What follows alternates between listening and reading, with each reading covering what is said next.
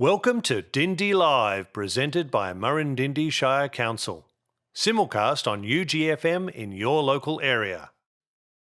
Due to Stage 3 restrictions being implemented across the Murrindindi Shire, Dindi Live has had to make some adjustments to the way we do things. We'll continue to bring you entertainment from a range of musicians and artists who are recording from home at this time. Dindi Live would like to introduce Julian and his lady. Good evening, ladies and gentlemen, boys and girls, and welcome to Dindi Live, presented to you by Murrindindi Shire Council. My name is Julian, and this is my lady, and my act name is Julian and his lady. I should point out it's a Cole Clark Fat Lady. I've had the guitar since I was about 18. And the first song I'm going to perform for you today is one called Troubadour of the South. And I wrote it about a place called Joanna Beach on the Great Ocean Road. And I was practicing a bit of mindfulness when I was camping, and came up with this tune. Hope you enjoy it. Troubadour of the South.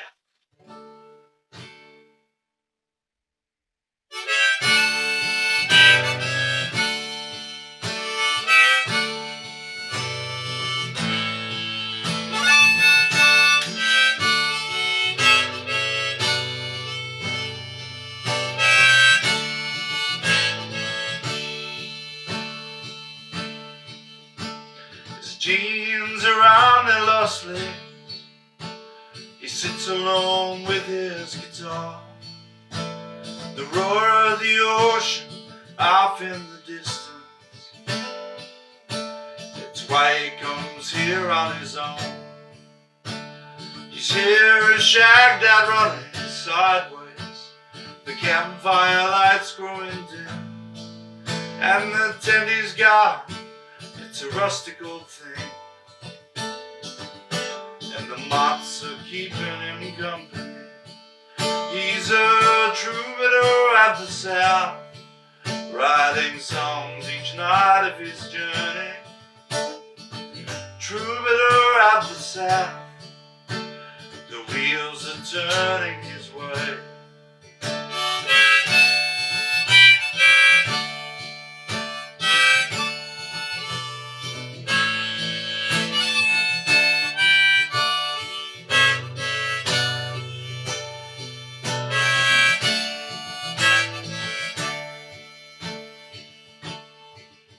He's been coming here for most of his life. He took his first steps here, you know. His parents are long gone retired. He now camps out here on his own. He's a troubadour of the South, writing songs each night of his journey. Troubadour of the South, the wheels are turning his way.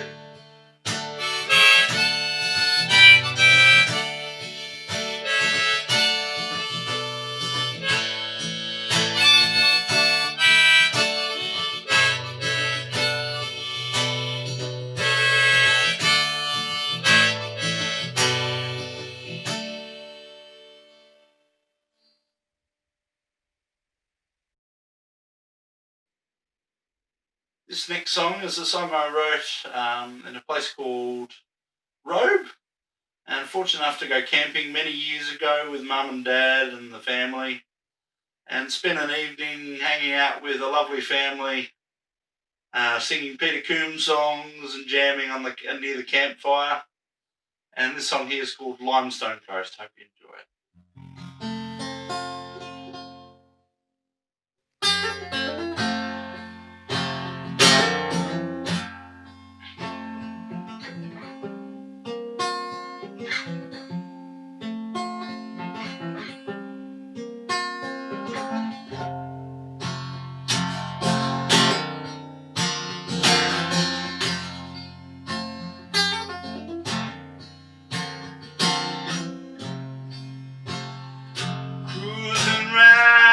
Limestone coast, traveling with people you know so well, paying homage to this place for quite some time now. It's like coming home.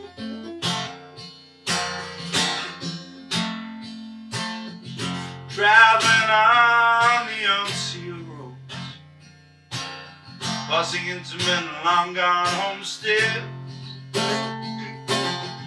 and camping by the inlet lakes, which wait for rain. They're watching overhead where the pelicans fly. They wait for them to return again.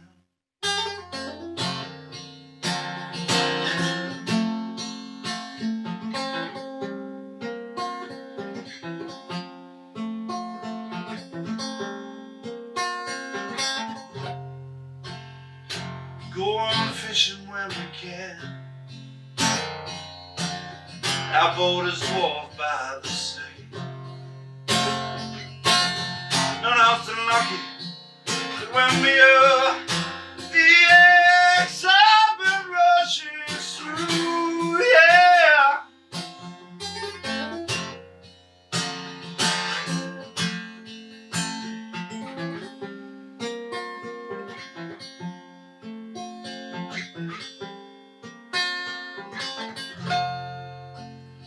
Cruising round the limestone coast,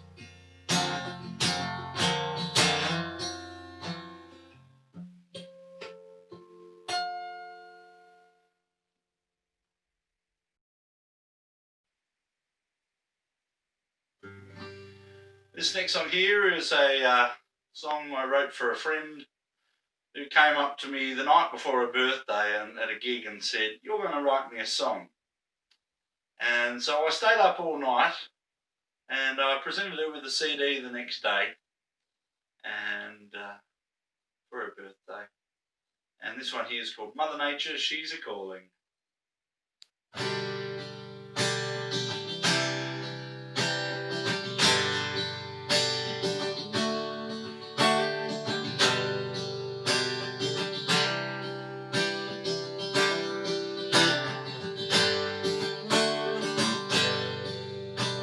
She came from a land of mountains and snow, now living in the dust and dry.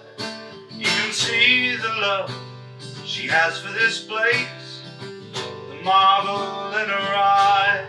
Adventure bound, bold and great, with a stare she can take on the world. What is this now of which she speaks? She was born on this merry day. Freedom rejoice, the sound of the voice that stirs with us deep inside, reminding us all of the love that we share, of this big and wide land. Grab a bucket, a spade, join in the dig, plant a tree or three to save a life.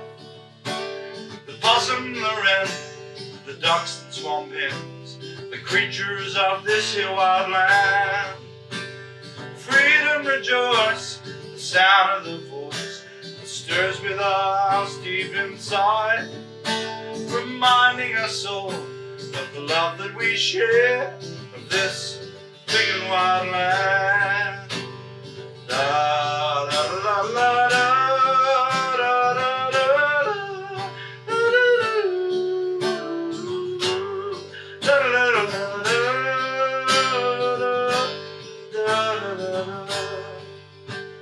The wild mountain blues, the beauty of spring, the snow on the peaks for all to see, reminds her of the white hills of home. Mother Nature, she's a-calling. Freedom rejoice, the sound of the voice that stirs with us deep inside, reminding us all of the love that we share, of this big and wide land. Freedom rejoice, the sound of the voice brings power from deep inside, reminding us all of the love that we share, of this big and wide land.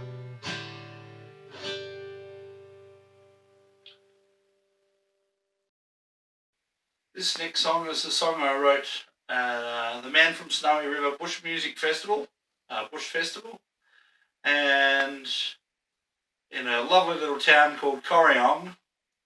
And there's a little bit of a sing-along if you fancy a sing-along with it. And the sing-along bit goes like this. Round here in Corryong. You reckon you can do that? So the song is called Here in Corryong.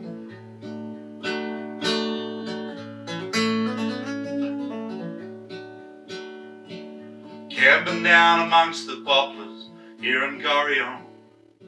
There's friendly faces all around, one that love their songs, one that love their radios, and one that love their thongs.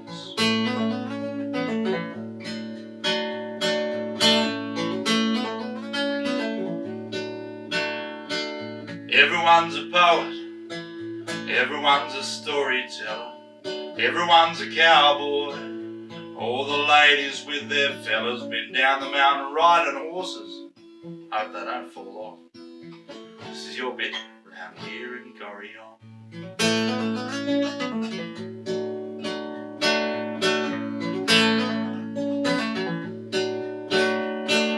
Cramming for the portaloos, heading for the showers. Some people looking a little shady, 'cause they've been up all night. But everyone's got a smile for you round here in Corryong.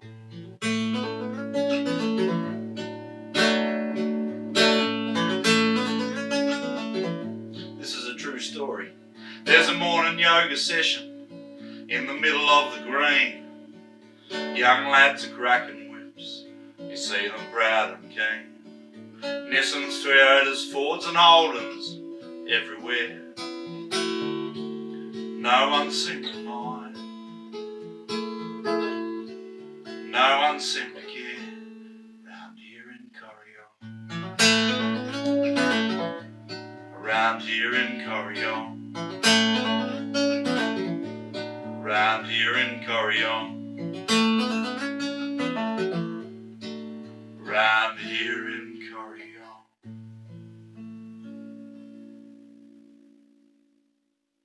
Thank you.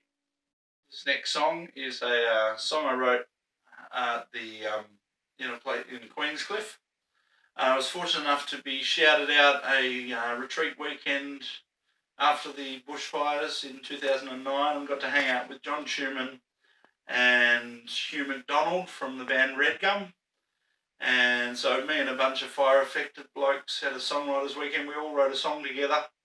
But this in the morning, we're sitting at the breakfast table and I'm sitting there and there's a bloke there who has this 1960s Maton guitar with him. And my uncle, who's sitting at the breakfast table, says, "Can I have a play of your guitar, mate?" And he goes, "Sure." And as soon as my uncle started playing this man's guitar, a tear came to the owner's eye, because it's the first time he'd heard anybody play his guitar before. So I wrote the song about the guitars.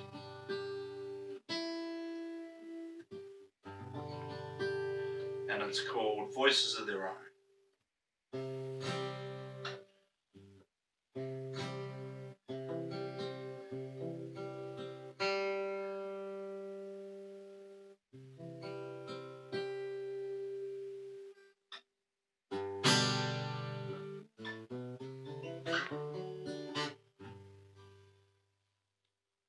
Majestic creatures these things are, they have a voice of their own.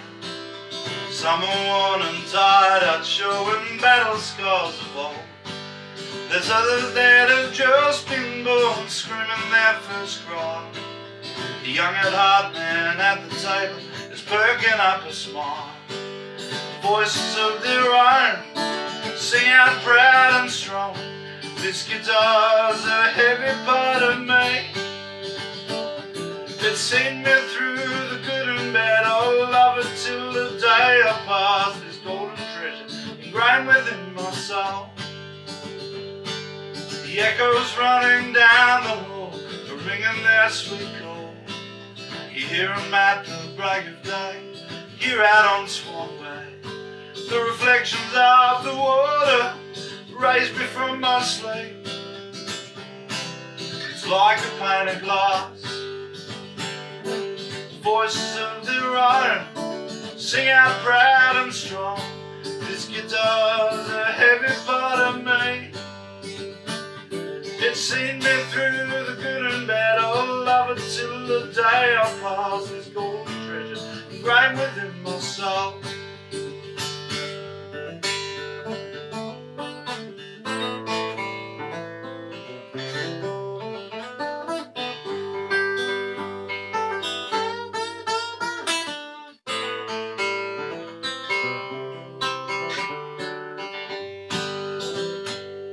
The sound of last night's jam session still ringing in my ears. The smell of the sweet timber, it's the coffee of our world. Strumming till the old hours, not even waking the neighbours. These golden treasures ingrained within our soul. Voices of their own sing out proud and strong. This guitar's a heavy part of me. It's seen me through the good and bad. I'll love it till the day I pass. This golden treasure ingrained within my soul. These golden treasures ingrained within our souls. These golden treasures ingrained within our souls.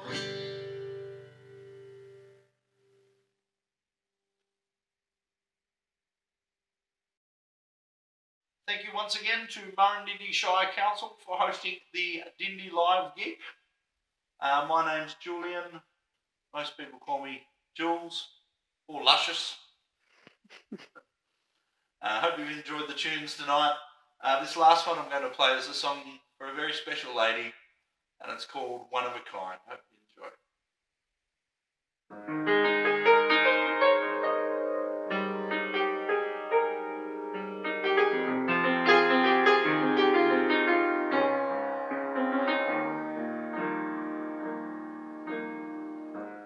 When you call me, lit up my day. When you smile, it makes me smile. You're going through some hard times lately. You've held me through. There's a light at the end of the tunnel. I think it's you.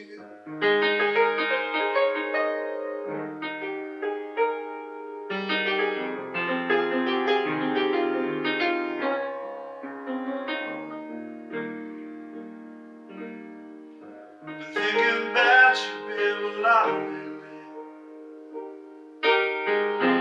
Do you think of me much the same? Oh, I did make a fool of myself. Last time you called, you bought me a fool I can be. If you strip me for words,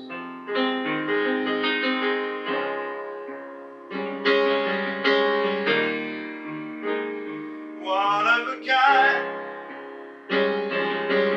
You're few and far between. Feel I can talk to you about anything.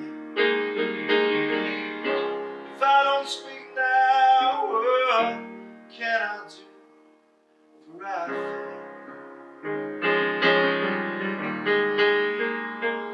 Falling for you.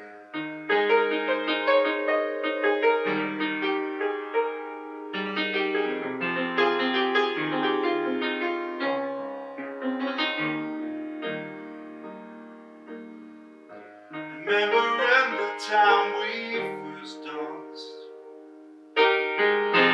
waltzing away to the sounds of the blue dandy. Remember the way your dress shimmered in the light, and the color of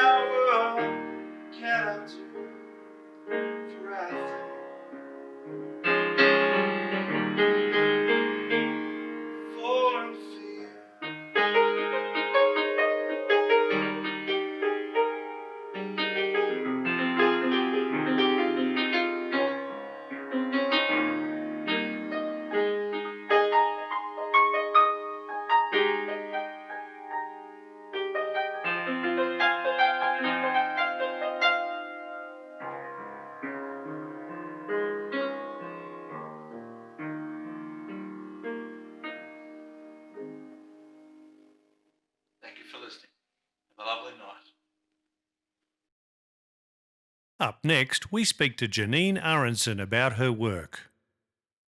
How did you start your journey as an artist? Well, in 2019, quite early in the year, I actually quit my job, and there was something in the back of my mind that I knew was missing, and I didn't know what that was. And I just thought, if I keep doing what I'm doing, nothing's going to change. So I spent about 2 or 3 months nasal gazing and really trying to work out what was going to bring me joy. Yeah, I went down lots of rabbit holes, and there was some really interesting ideas there. I was thinking about philanthropy, and I was thinking about the environment, and I was thinking about recycling and things. Anyway, one day I decided to pick up some paints. There was my children had some paints from when they were toddlers, and I painted a watercolour painting, and it was so lovely sitting outside in the sun painting, and I was just, it was like a meditative state. It was gorgeous. So I said to my husband, I think I'm going to do that every day. After I did that one painting that one day, I really did decide to do 365 paintings. Well, I decided that I would paint every day for 365 days. And so I started an Instagram post or account. I started an Instagram account that was called Watercolour 365 Project. And I really painted every single day for an entire year. I actually ended up with about 270 paintings, but during that year I learned so much. And we even travelled with the family in a camper van to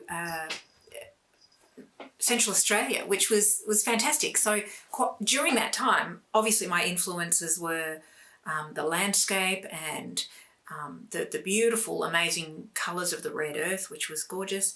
And then along the way as well, I was found by all these people that seemed to love dogs, and I ended up painting a whole heap of watercolour dogs, which was really fun. And a lot of my art was sent across to America, which was good. It was pretty exciting.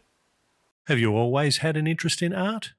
Yeah, I think art has been in my life and my family for as long as I can remember. My grandmother was an artist, and we used to travel down to Malakuta and see her a couple of times a year, and she'd drag us in front of all her beautiful artworks, and we'd all have to admire them and look at them. So she was an artist full time, and my auntie is an artist. My sister sometimes, produces artwork. My grandfather, growing up as a young boy, he was actually a friend with Albert Tucker. So they hung out together, and right through their whole lives they remained friends. And I remember meeting Albert Tucker at my grandfather's 70th birthday. And that was, it's always stuck in my mind that art's been a fairly significant thing in our family. I went to university and I majored in visual arts, which was at Monash University, and that was fantastic. So obviously I learned a lot about the history of art, and during that same time I did a life drawing class because I wasn't painting myself, but I felt something was missing. So I thought I'll do a life drawing class so I can actually appreciate what I'm learning in this visual arts course. So I did that, and that was fun. And then in 1992, I travelled to Europe, and I was lucky enough to be in Europe for 6 months. And so I went to all the galleries, and that was so good. So, the Tate and the Pompidou Centre and the Louvre, obviously, and l'Orangerie.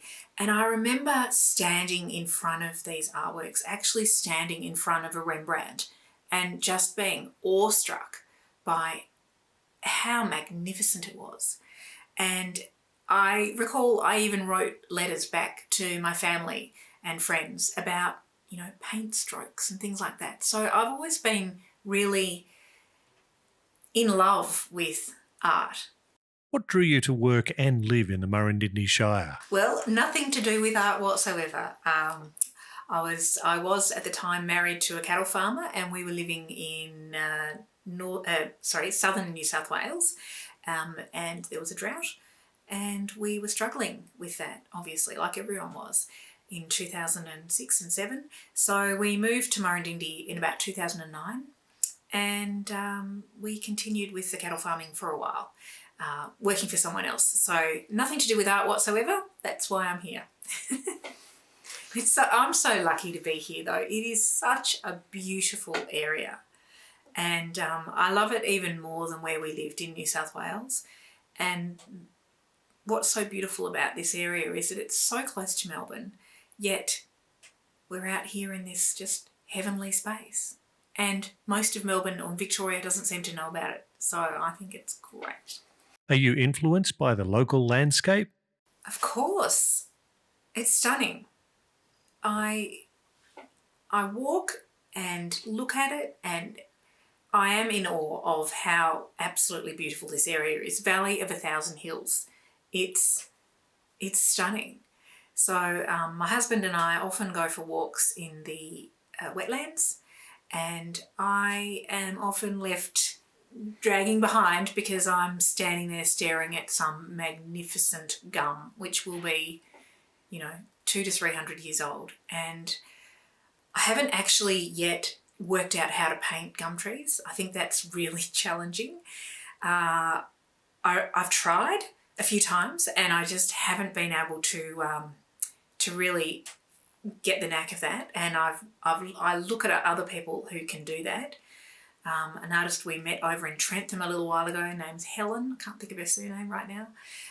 Absolutely magnificent gum trees. Are you inspired by other artists in Murrindindi Shire? Yes, absolutely. The last 18 months or so, I have been lucky enough to actually meet quite a lot of them. Well, I'm sure there is many, many, many artists in Murrindindi, but I was lucky enough to bump into Chris Siciliano at the Alexandra Information Centre, and ever since then, she's been promoting me and pushing me and inviting me to gorgeous things and, morning teas and what have you. And I've met a lot of artists, and it's been lovely. So many of them are wonderful. And look, we've got, people like Darren Gilbert, who is really inspiring. His work is nothing like mine, but the fact that, I've been up to his studio and it's beautiful, and it's just so lovely to see that people can actually make a bit of a living in this shire. I was also lucky enough to be invited to Mandy Valsinger's house, and with a group of other artists, and paint. And this was all obviously before lockdown and COVID, and so we had a lovely time. It was just beautiful, and sharing painting ideas, which is so helpful. So this year's been great because I've actually exhibited at the Yay Rotary Art Show and did sell a couple of works, which was fantastic. I also submitted works to an exhibition over at Woodend, which was fantastic. Didn't sell any of those ones, but it was still lovely to actually have that experience.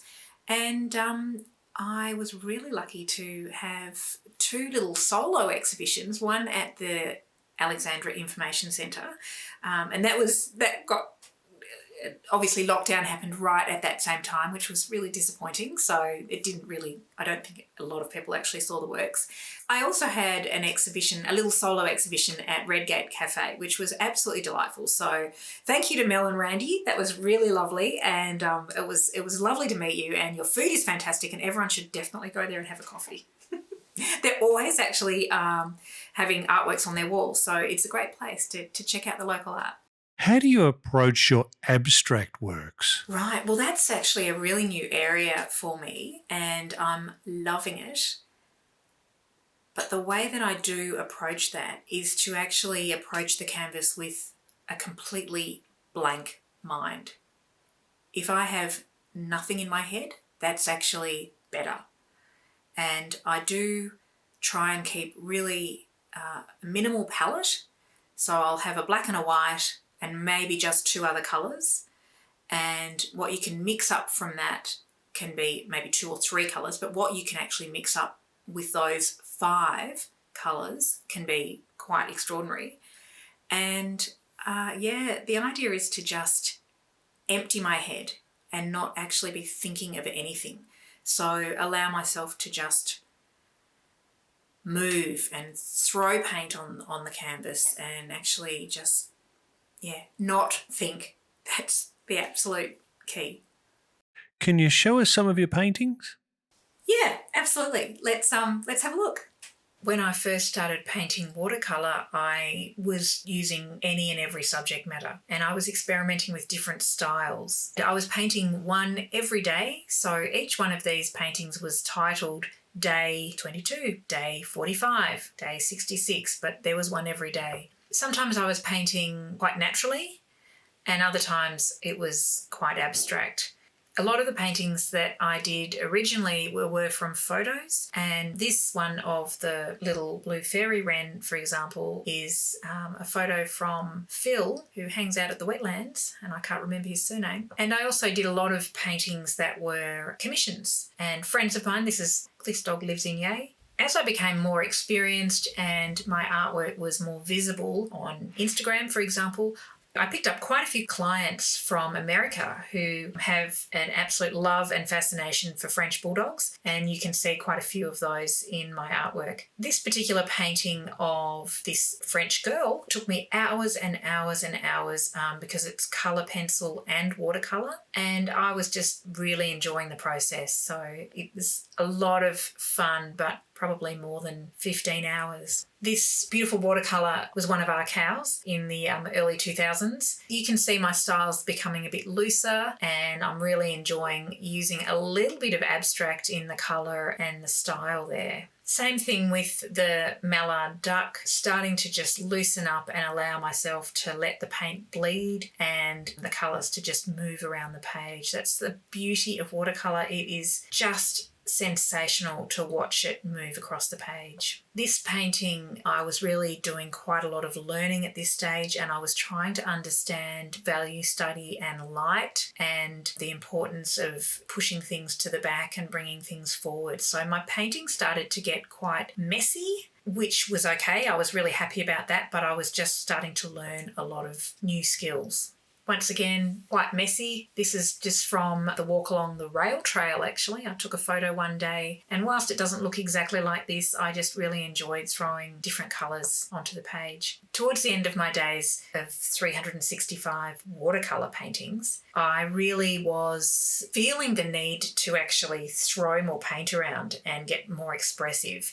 So some of these paintings you can see are not so realistic and a lot more colourful. There is only 2 colours on this painting. It's black and the colour Moonglow. When you let this particular colour bleed, it just takes over, and the amount of colours that emerge from this one pigment is absolutely stunning. It's like a rainbow. Heaps of fun painting that style. Watercolour probably isn't the right medium to use in this style, where I'm really starting to put a lot of thick paint on and move it across the paper. So I'm almost wasting paint, which is frustrating, and that's when I started using acrylics, which are much cheaper and probably lean more towards this style of painting. This is in fact my very first acrylic painting. I was just splashing colour down, and then all of a sudden it seemed to work into horizon. Yeah, that's what ended up. Still continuing on with the watercolours, trying to complete the challenge that I gave myself of 365 days. This you might recognise, it's the Yea wetlands. Really enjoyed painting this one. Many hours. The challenge of painting water is, well, a challenge. I think I managed to get what I was looking for. What I was trying to do here was actually create a real feeling of light on the water. Then I moved into some acrylics, and this was really exciting, as I said, because no longer am I being restricted. I'm now starting to just be really free with the paint. And this particular painting has so many layers underneath it. You'd get to a stage where you liked a little piece of it and you'd keep that, but you'd go and work over the top of something that you didn't like. I'm using oil pastels here as well, and sometimes I even scratch the surface with a sharp tool or sanding paper just to give different effects. It's so much fun. Gone are the days of being really, really precious. I'm really starting to get adventurous here. This particular piece I titled Only a Ginger, and that was a fun title that's stolen from a Tim Minchin song actually. But here in this particular style, I'm emulating an artist, an Australian figurative painter called Robert Dickerson, and I actually have one of these paintings at home because my mum loved this particular artist, and so she bought a similar painting to this. His style is often described as melancholy and people with anguished facial expressions, so I think I captured that reasonably well there. And just experimenting with abstract again. This is actually collage. Underneath the flower petals there's collage. And this one's the same, and just experimenting with light and colour and really rough textured painting, which was just so enjoyable after being so precious. Once again, just black and white, experimenting. This is quite a large piece. It's probably about 1 metre across, and here is the Burmese blue. And I was really happy with the way the light came through the back of this one, so it does look like the pussycat's just sitting in the back garden staring out to the distance. Some of these paintings, when I start with them, I have no idea what's starting. This one again has got a layer upon layer upon layer of paint, and it just metamorphosized a number of times into something completely different. At one point I sort of felt like I could see a figure lying there, so I just turned it into something that was a little bit figurative and still quite abstract. So this is a commission from a gorgeous friend of ours. They were after a large piece. This is approximately about 1 metre long, and they wanted some colours that were picked up in their same decor of their house. It's been framed and it looks pretty cool. This one also is started out as just 3 boards, and I am literally randomly painting. And at one point I felt like there was a horizon and I felt like there was some sky. I've actually collaged in there, if you can see, very tiny, a couple of my watercolour pieces that they're just sitting floating on this horizon. Once again here, I'm really concentrating on value and contrast and the light and the dark. So it didn't start out as anything, but it ended up becoming something that was seemingly underwater. But I'm really happy the way that burst of light comes through. You just get the feeling that you're floating underwater. Thank you for tuning in to Dindi Live, and thank you for listening. Thanks to Julian and his lady and Janine Arendsen. And thanks to you for listening and supporting local. Would you or your organisation like to be featured on our program? To register your interest, head over to murrindindi.vic.gov.au/Dindi Live. Dindi Live, bringing the arts to you. In Murrindindi Shire, it's business as unusual, and right now our local businesses need you. Every dollar you spend locally helps business owners support their family, other businesses and you. Shop local, shop Dindi. Visit dindidirectory.com.au.